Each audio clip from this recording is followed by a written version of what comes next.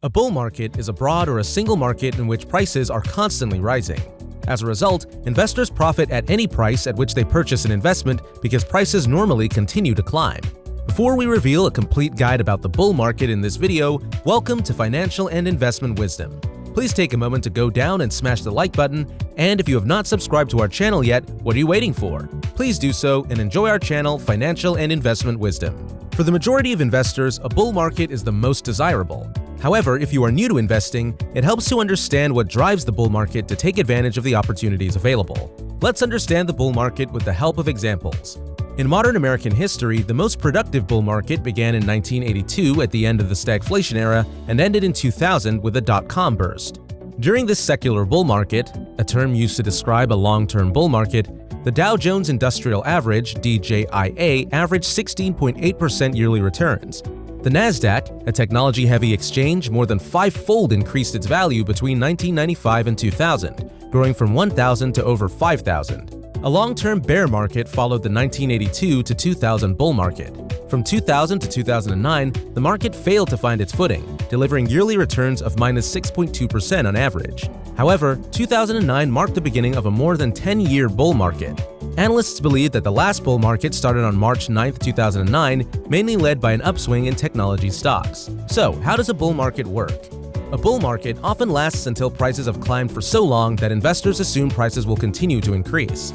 Thus, investors' ideas about stock prices influence the prices themselves in a self-fulfilling prophecy, a word used in investing that refers to investors generating market conditions, resulting in higher prices because investors are influencing the prices to rise. When prices do not fall over time, investors experience irrational exuberance. They begin bidding at prices well in advance of the fundamental value, drastically overvaluing the investments. This leads to what is known as an asset bubble, in which prices grow until the supply of the assets opposes further price increases. Then, investors panic and sell, causing the bubble to burst and prices to fall. A market correction is defined as a drop in prices of 10%. Investors lament the end of the bull run at 20% as the bear market begins. Conversely, the exact percentages are used when prices begin to rise to announce the return of a bull market. There are some specific types of bull markets to be familiar with. Type 1. Stock. In most cases, all three major stock market indices rise at the same time. Dow Jones Industrial Average, the S&P 500, and the Nasdaq are examples of these three. A bull market makes higher highs and fewer lows on a consistent basis. For example, in a robust economy, a stock bull market occurs. A stock bull market is driven by three factors in addition to investor sentiment. Number 1. Top-line revenue, TLR. This should increase as the economy grows as measured by nominal gross domestic product, and GDP, the output of goods and services at current prices. TLR generally reflects customer demand for products and services, and GDP growth rates in previous economic recovery periods were 7.5%, 5.6%, and 5.2%. It has only expanded by 3.7% every year on average since 2008. Number 2. Profit. This is the earnings generated by a company's top revenue. Over the last 20 years, the average has been 7.5%. However, during the economic recovery from 2008 to March 2020, a 9.8% top revenue record was achieved. When businesses can earn more profit from the same revenue dollar, it looks to be positive for the economy and consumers. However, this is not the case. This profit is made at the expense of jobs, salary cuts, and capital investments. Number 3. P/E ratio. The price-to-earnings ratio is the ratio of a stock's price-to-earnings per share in dollars. Investors tend to follow the P/E ratio for their investments. As earnings begin to fall, the P/E rises, forcing investors to sell their assets. Second type, gold. Gold prices reached a new high of $1,895 on September 5, 2011. This marked the end of a gold bull market that began in 2000. Prior to it, the price of gold was frequently around $300 to $400 an ounce. Wait. Hold on, guys. If you've enjoyed the video so far, please give us a like. And don't forget to subscribe to Financial and Investment Wisdom and type your insights in the comment section as you're watching this video.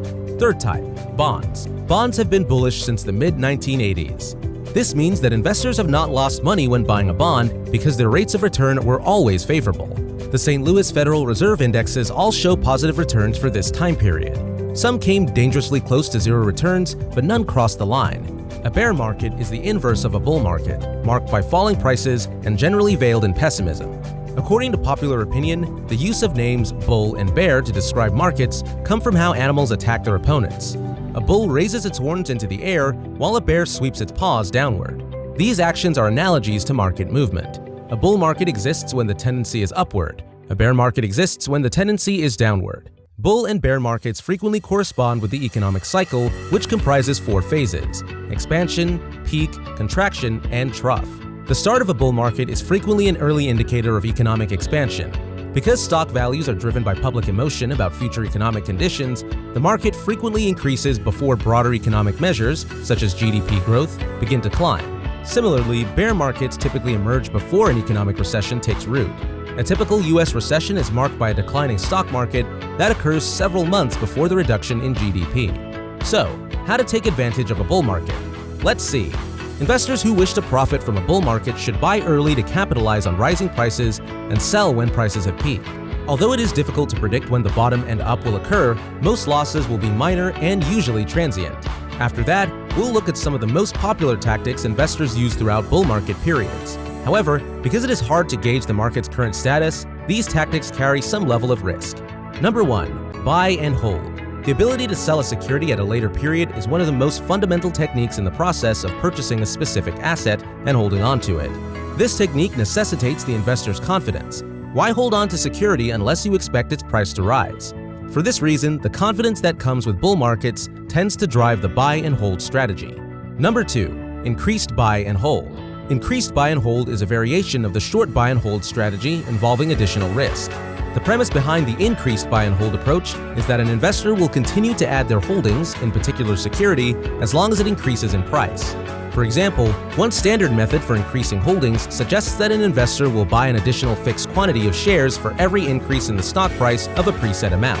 Number 3. Retracement Additions. A retracement is a brief time during which the general trend in the price of a security is reversed. Even in a bull market, stock values are unlikely to rise continuously.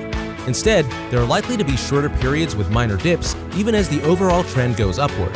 Some investors look for retracements within a bull market and buy at these times. The idea behind this method is that if the bull market continues, the security price in question will shortly rise again, presenting the investor with a lower purchase price.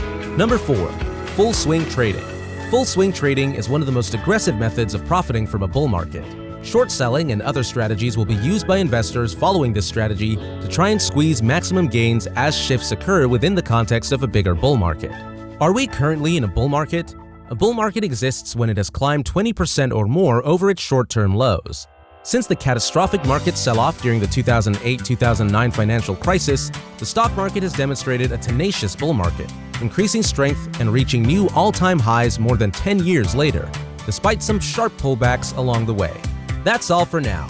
If you enjoyed what you saw, please hit the like button, and if you're new to the channel, now is a great time to subscribe. After subscribing, don't forget to enable all notifications by clicking the bell icon. Do you want to hear more from us? Feel free to add your thoughts in the comment section. We will respond to you as soon as possible. Thanks for watching this video, and we'll see you next time right here on Financial and Investment Wisdom. Bye, friends!